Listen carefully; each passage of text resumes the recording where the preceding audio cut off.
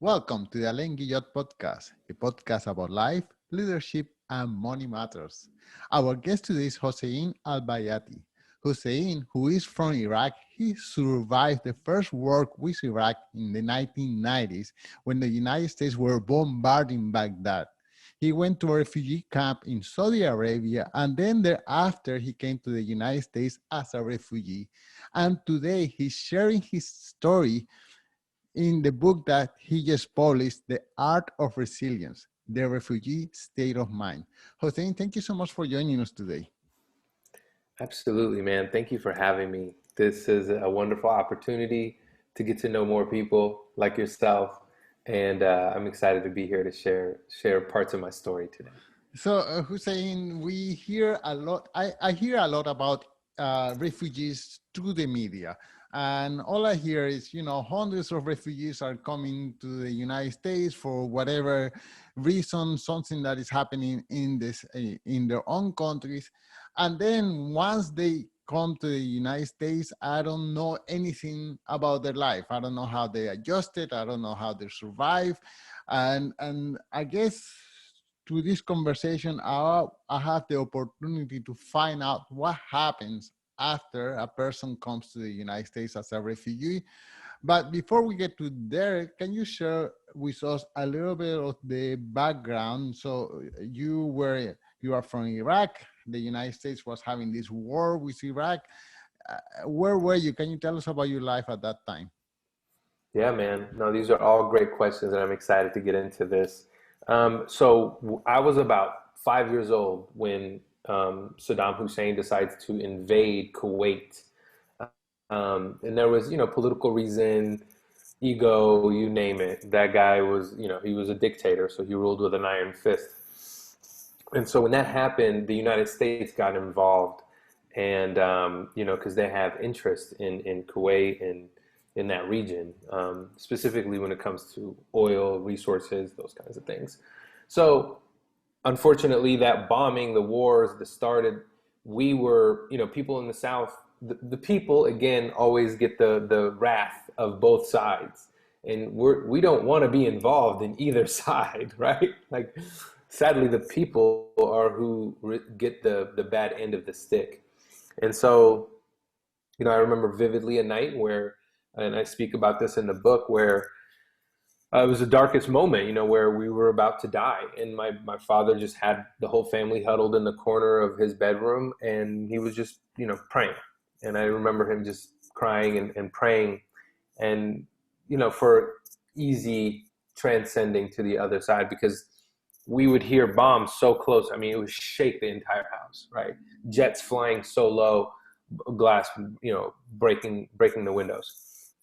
So it felt like it was just a matter of moments. And somehow I fell asleep, woke up a few hours later, and then my mom and dad were packing up as fast as they can, because there was almost a silent time where there wasn't any bombing. And so I think my dad felt like it was time to go and pack up our stuff. And then we ended up in the outskirts of Iraq. So we ended up in this salt mine. There's a huge, miles long. There's a huge salt mine. We ended up there and this is like 3 or 4 hours away from our town. And then Saddam was circling around those people. There's like thousands of people out there because they just wanted to get out from all the gunfire and, the madness that was happening. And, he considered everybody in the South a traitor because we didn't defend or want to stand up or fight with him, because it was just pointless. We had just gotten out of another war with Iran, and people were just fed up with this person, And so, luckily the United Nations got involved and helped us, the refugees, now go into Saudi Arabia. And they didn't want us there either, but the United Nations sort of forced them, like, hey, if you don't let these people in, Saddam's going to massacre them here. So they let us in and live on the outskirts in the desert, gave us tents and said, build the tents. And that's where we became refugees, man. I was about 6 years old at this point. Wow. And what's the process once you were in Saudi Arabia? I guess your father applied for refugee status to the States, and Right. the whole Right. process. Exactly. So you go through this whole process. Everybody gets to start applying for immigration, to come, and, you have to do interviews, you have to do all these things, but it's a long process. Lots of paperwork, lots of going back and forth. Again, and then, it depends on each country. How many refugees are they going to take that month, that year?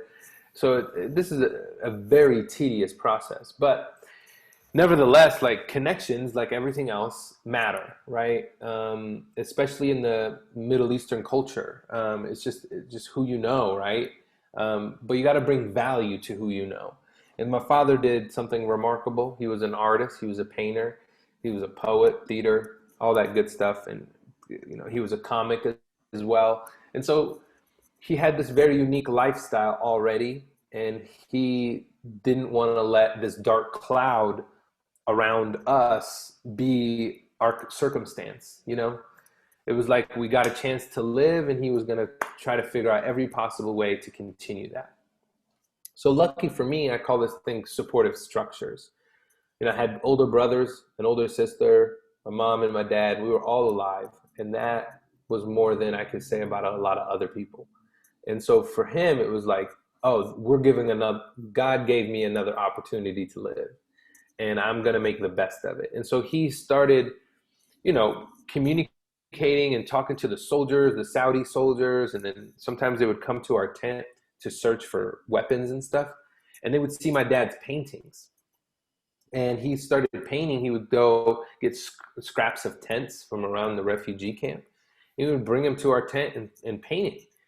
And they loved his work. And, some of them bought his painting. Some of them hired him to paint. Some of them brought canvas and oil supplies and all this stuff. And so he started getting this reputation, which which really helped him sort of gain the connections and start talking to more and more people. Well, this process took like 4 years. He was finally able to meet the guy who ran the refugee camp. It's a long story, but he finally got to meet him. And then next thing a couple months after that, he did a huge painting for him. And we came to the United States. And I tell a lot of people, like, art literally saved my life, but not art just like painting, but like, the personality of artists, right? The heart, the resilience, the courage to not only do something difficult, but do it in a very difficult place, right? And so, that taught me a lot. And he saw me drawing and kind of making art and cartoons and things like that. And so he helped me start nourishing that idea and really helping me cultivate more of what I now call my superpowers. Wow. Okay. So you were there from age 5 to age 9, more or less, Yeah. right? Yep. And what was life like, the everyday life, especially when you are that young, and I guess people are running away from all this horrendous life that they had of being bombed and being on the verge of dying every day. Can you tell us a little bit about your day-to-day life as a little kid running around and being among this distressing state? Right. So, when we got to the refugee camp, again, I was very young, and I had my older brother, Muhammad. He was about 9 or 10 years old. And I had a little sister. She was like a baby when we first got there, So that was us, the 3 little guys. And then there was the older crowd. So my oldest brother was like 17, 18 years old. So he was much older. There was a lot of kids, right? So our whole thing was just like go out and play, just in the immediate area, and go out and play. And we would find things like garbage bags and stuff them into each other and make little soccer balls. We would, somebody would have like a pack of marbles, those little glass, and we would play marbles, and anything that kept us entertained. And it was usually like mornings and late afternoons, because the middle of the day it's so hot, you don't go outside. But like my dad did a good job. My mom did, I can't even describe to you. My mom, it's hard to put her in words. She needs a whole book by herself, I mean, from everything from cooking to making sure that we were fed. And I mean, but like, what is she cooking with? Like canned food, like making the best meal from like nothing, you know? And in the kitchen, it's probably no bigger than this table, you know? It's like, it's this tiny, you know, hole in the ground, you know? And God bless her soul. Like she did her best to make sure we're alive, make sure we're healthy. She boiled that water every day, bathed us every other day, you know.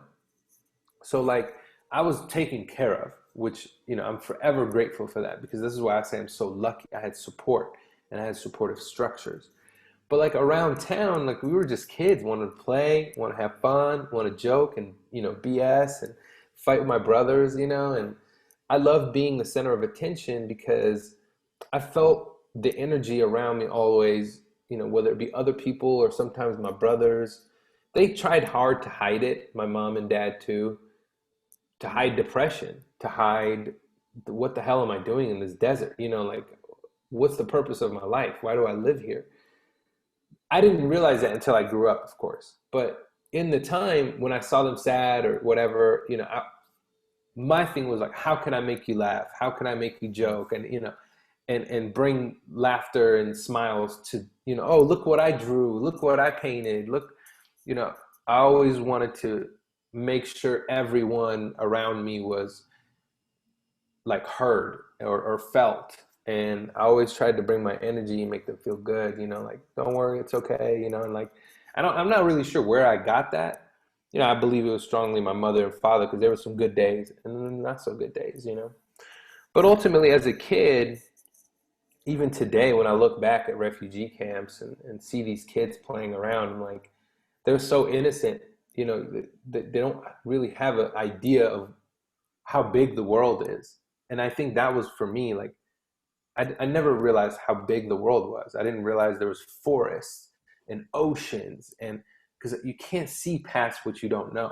Right, right. And so for me, my father, luckily, like he would paint, and that's how I started seeing the world. Like, oh, that's so cool. Like there's oceans out there. Yeah, it's big out. You don't have TV. We don't have maps. We don't have, you know. And I was so young, I hadn't seen it in school yet. So, Wow. but we started learning and exploring, and that's what you do. You explore as a kid. And when you came to the States, where did you land and what's life like now? You are 9 years old. Yeah. Yeah, how did that develop? Yeah, so we came to Portland, Oregon, which like Why? that's so Portland, Oregon. So we had 2 years before us, one of my dad's uncle came through the immigration process. So he was chosen, and at that time, it's like literally luck of the draw. So him and his family came here like 2 years before us, came to Portland. And so when the immigration process was happening with us and we were being interviewed, they said, do you know anybody outside of, you know, in the United States or Australia? I said, oh yeah, we know, you know, our cousin or our uncle. He's in Oregon, this place called Portland, Oregon. And he used to send letters. Mm. And they're like, great. Would he, you know, so they contacted him to see if he would be to be able to sponsor us. He said he couldn't pay because obviously he's just got here, right? So they had a church basically help us pay for all of our tickets, and he would sponsor us to help us kind of get on our feet when we got there. And so that worked out like perfectly, you know. And the help with the connections and the help with my dad's art.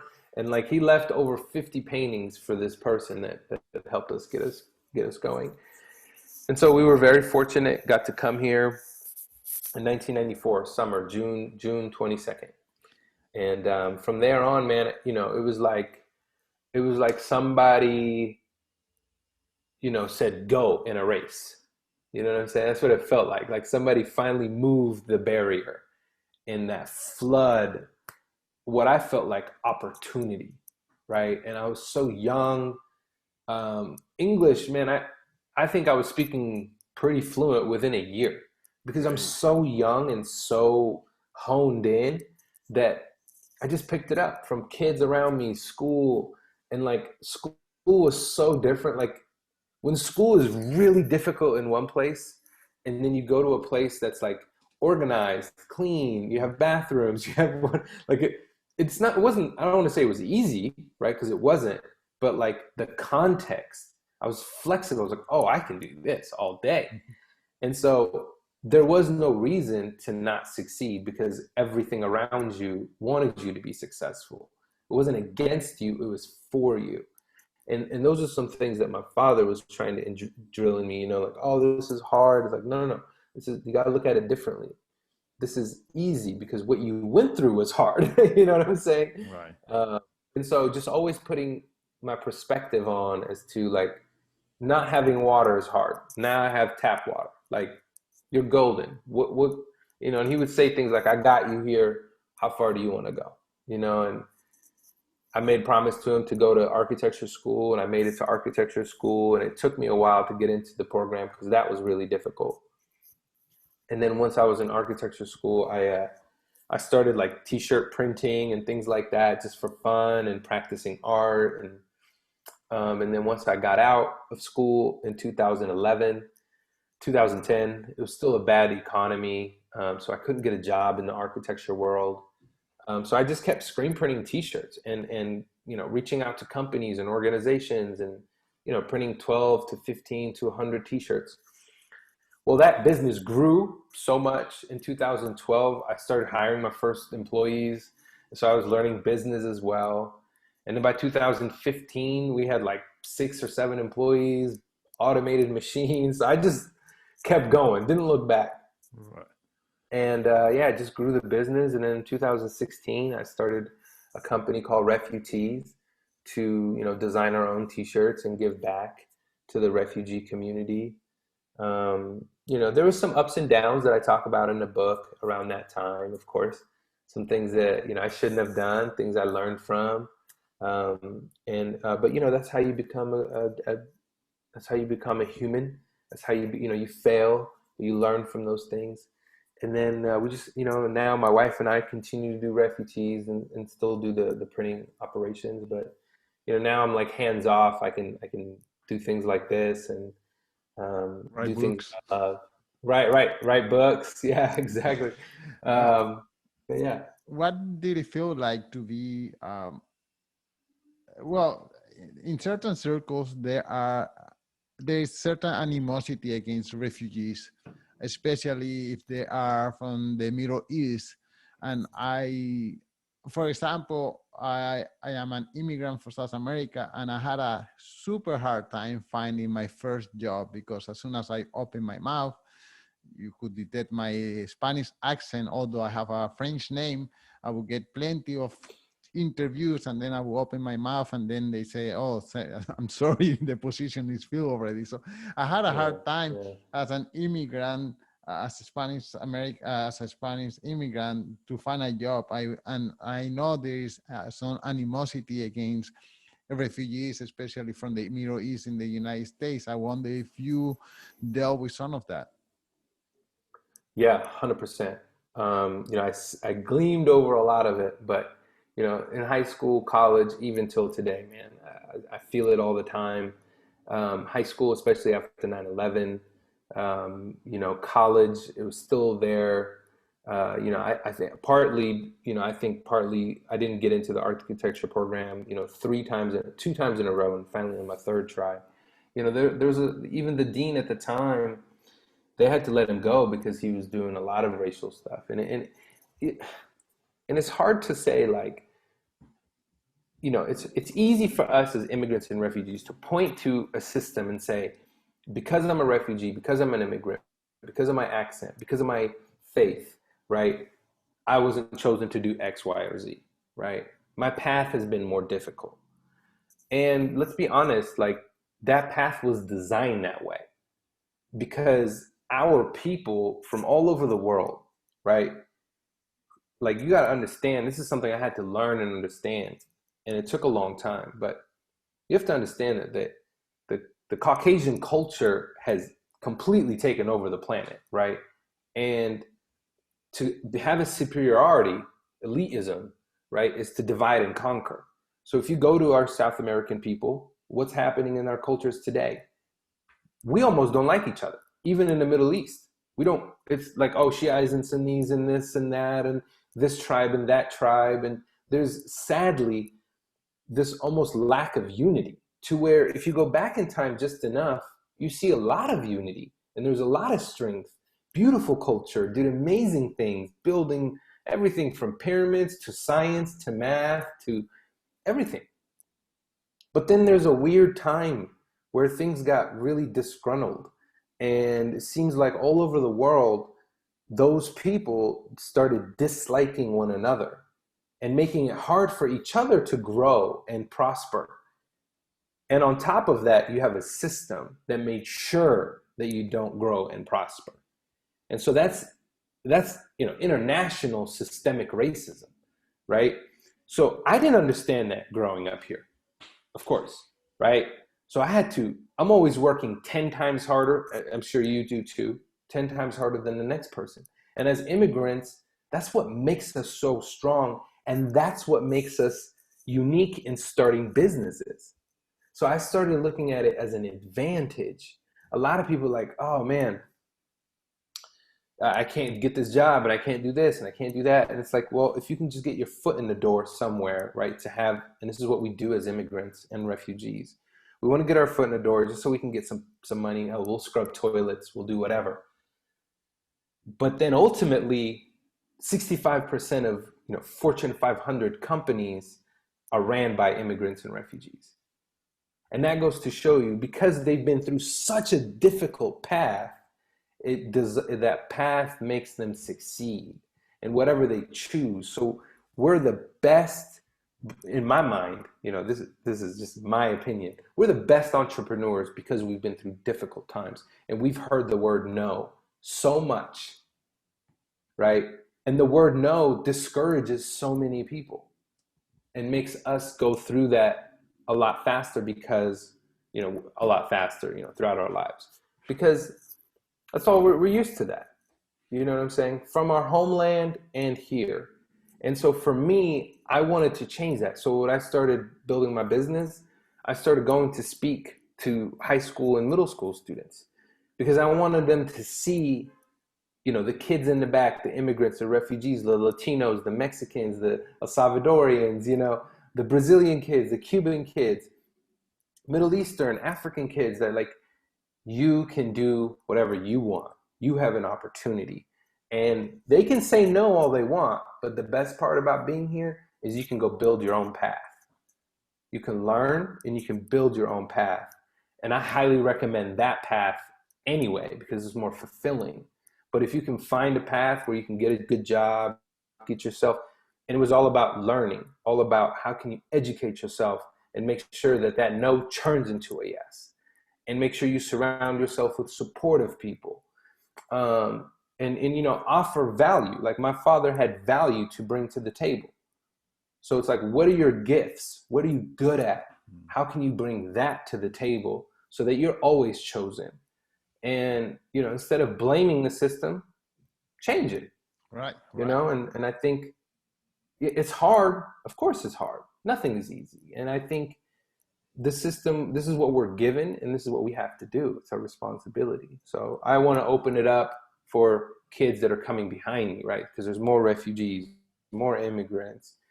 And so that, I kind of took it on as like a responsibility. Great. So your book is called The Art of Resilience. And of course, through the experiences in your life, you're showing us that you are a resilient person. You open your own business, you wrote a book, you are helping other people.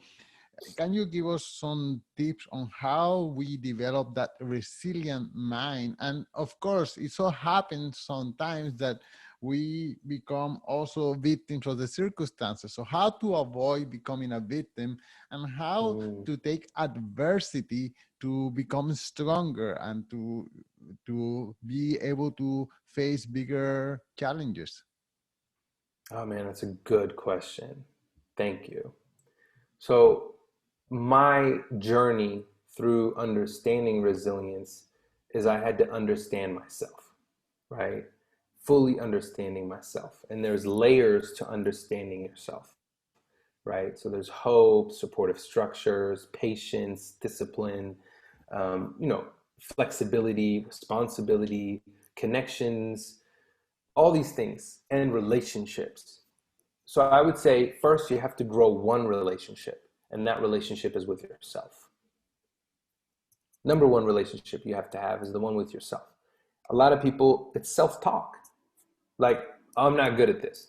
I'm not, it's negative self-talk, which we were taught to feel that way about ourselves. I had to change that. I said, no, I'm great at what I do. I speak great English. I write well, even if it's 50%, even if it's 30%, tell yourself something positive every day and build a better relationship with yourself. You have to live with yourself. That's the honest truth, right? Like, you have to live with yourself, and you're going to conversate the rest of your life with this one brain of yours, right? There's a conversation. So you might as well make that conversation something awesome every day. And you're going to have good days and you're going to have bad days. That's okay. It's part of life. I tell people that, like, resilience is a part of you.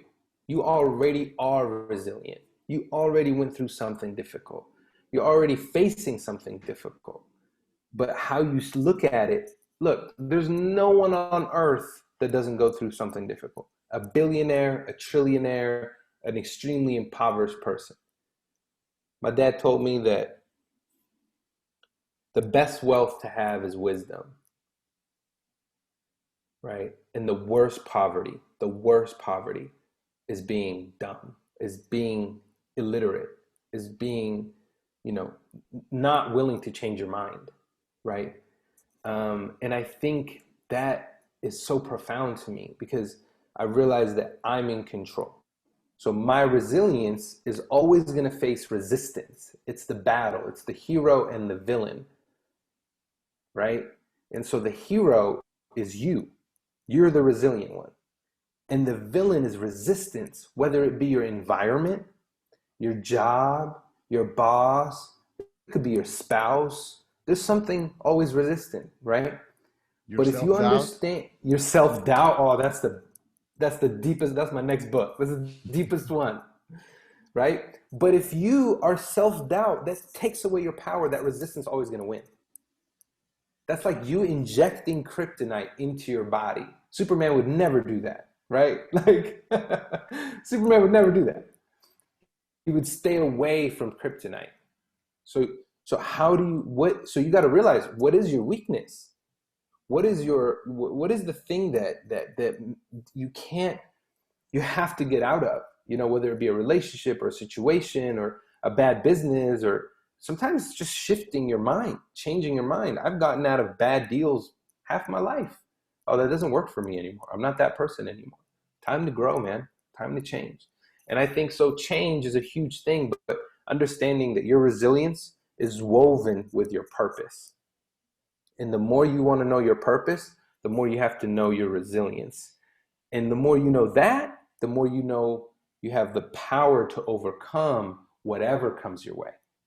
Whatever, anything you want to build a bigger business, fine. You have to know the challenges of those things and how you're going to meet them.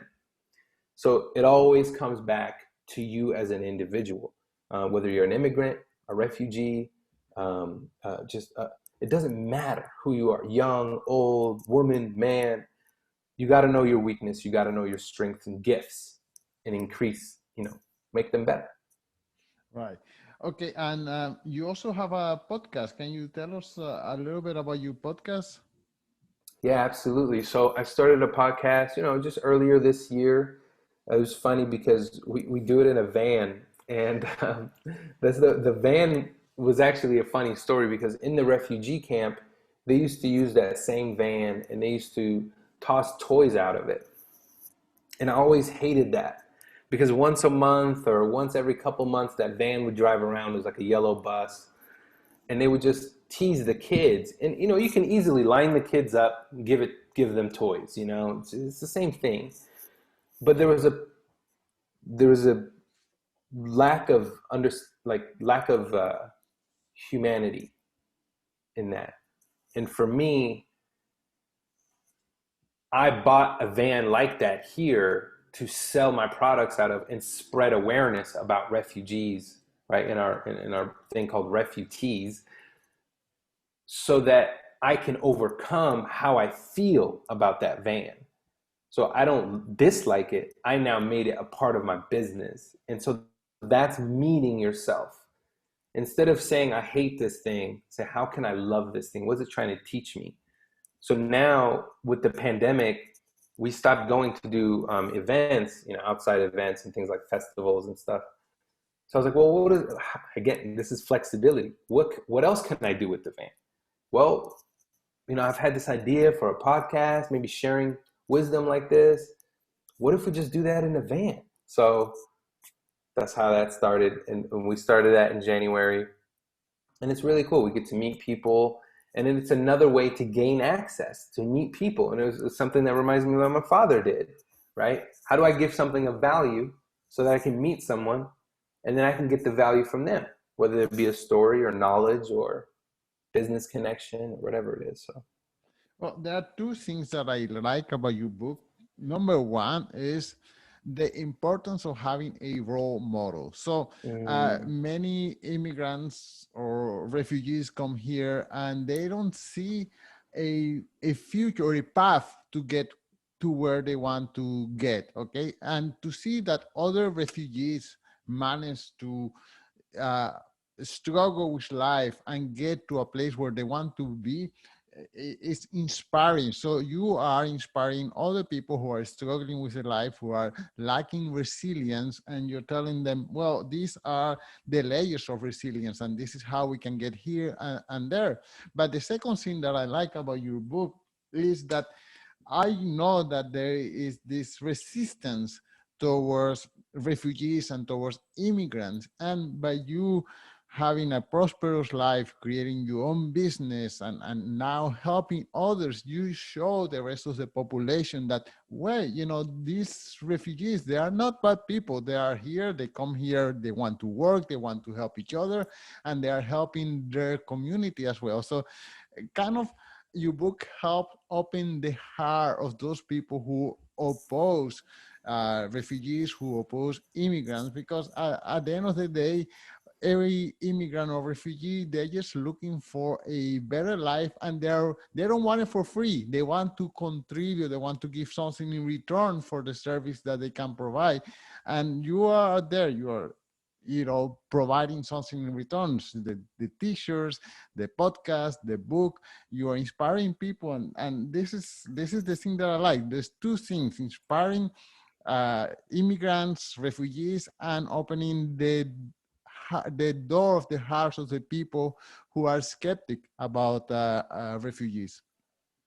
Man, I really appreciate how you saw that, because that is, I think about that all the time. How do you change others? And you can't change others. You have to inspire them to change, right? They have to choose, they have to make that choice to change. And that's the hardest thing for people all over the world. Doesn't matter where they are. And so for me, it's like, well, if I can share my story, I can share the depth and the despair and the joy and the good, maybe now you have a different perspective on this whole situation of being a refugee. And now you're more receptive to policy change, things like that, that can either help them where they are, meet them where they are, or when they come here, you have a different idea. Like I talk a lot to businesses and can do consulting. I tell them, hire refugees, hire immigrants. They're the hardest working people. There's right? nobody who is more hungry for working and to prove themselves than a refugee or an immigrant. They want to prove themselves. I clean that toilet happy, Exactly. I sweep, I stay late, no problem with that. Exactly. And that is something, why do you think, in our country right now in the US, there's a huge work shortage, right? And it's because they cut the immigration and refugee laws. They cut the people, how many can come and where they come from. Well, of course you're going to have a shortage in labor, because who you think is doing the labor? Who you think has been building this country for the last 500 plus years? It was started with slaves, so you brought them here, forced them, and then it was the Asian immigrants, and then it was African immigrant, you know what I'm saying? Like, and European immigrants, and then so on and so forth. It just so sadly, this culture has been built on the color of your skin, like puts you in a category, right? And that's fine. We've also dealt with that, but now the times are changing. People are realizing that, like, when you come, it doesn't matter where you're from. When you come from nothing, you are looking to build something. Right. At least, like you said, a healthy home, food, shelter, you know, the basics, man. And I tell people all the time, you know, in big businesses, small business, I say hire refugees. Don't be afraid. Call the refugee center right now here in your community. There's 10, 15 people waiting, you know, and they have their paperwork that you don't even have to do anything. And, you know, some people do, and some people get hired, and that makes me feel, And it man, means the whole world, you know, to a refugee to get yes, a job. yeah, It's just like a yeah, passport for a new life. It's just one, yes, you know, yes, and it means dignity. right. It means now you wake up for a purpose. And how good does it feel when you go to get a job and get a little paycheck, and now you get to feed your family, and you don't Right. have to go steal. You don't have to be homeless. No one wants that, man. What people want is what we all want: safety, love, and security. Man, okay, well, this touched my heart. Hussein, can you tell us one more time the title of the book and where can the listeners follow you, the work that you do? Yeah, man, thank you so much for having me. This has been awesome. Forgive my passion. I speak with a lot of passion. So the title of the book is Art of Resilience: The Refugee State of Mind. You can get it on Amazon. You can get it at barnesandnobles.com or powells.com. You can find me at HusseinAl-Baiaty.com. All my work is there. You can find me on Instagram, just Hussein.Al-Baiaty. And I had to give you props for the cover of the book. It's a Oh beautiful man. flower, and at the same time, Thank a you. soft flower with a sign of power. So thank you so That's much. right. That was That's great. right. Yeah, Hussein, you know, and that's how we fight, man. We fight with love. You know what I'm saying? And it was an iconic image that I sort of came up with, and the good people at Scribe did an amazing job bringing it together. Now it's our icon for everything. So yeah, thank Hussein, you, thank man. you so much for your time. Absolutely, man. Thank you for having me so much.